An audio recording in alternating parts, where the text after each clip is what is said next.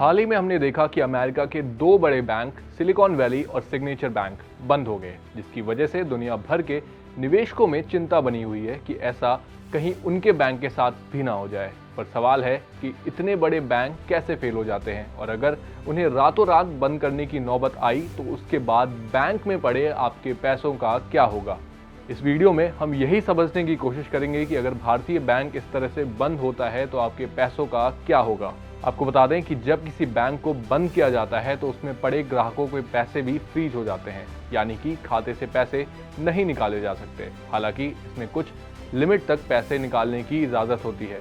वहीं FDIC के मुताबिक एक बैंक ग्राहक इस स्थिति में अधिकतम $2.5 लाख तक की राशि अपने अकाउंट से निकाल सकता है। वहीं भारत में RBI की जमा बीमा और क्रेडिट गारंटी DICGC के तहत एक ग्राहक 5 लाख तक की राशि निकाल सकता है। लेकिन यहाँ पर सबसे बड़ा सवाल आता है कि आखिर इतने बड़े बड़े बैंक्स फेल क्यों हो जाते हैं।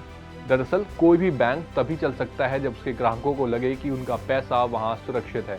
बैंक ग्राहक द्वारा खाते में जमा किए गए पैसों पर उन्हें ब्याज देता है और उनके पैसों को व्यक्तियों या बिजनेसेस को उधार देने या बॉन्ड जैसी सिक्योरिटीज को खरीदने में निवेश करता है।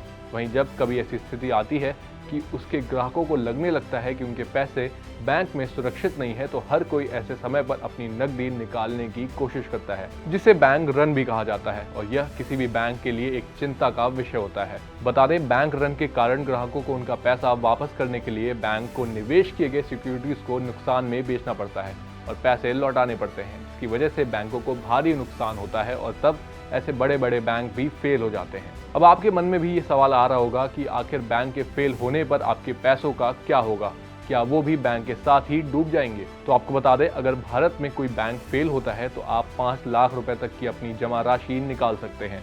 हालांकि इसके बाद के पैसे बैंक में ही पड़े रहेंगे और बाद में किसी दूसरे बैंक से विलय के बाद बाकी पैसों को निकालने की इजाजत मिलती है। वहीं दूसरी स्थिति में इंडियन बैंक एसोसिएशन फेल हुए बैंकों को फाइनेंशियल हेल्प देता है, जिसके बाद स्थिति सुधरने पर ग्राहक अपना पैसा निकाल सकते हैं।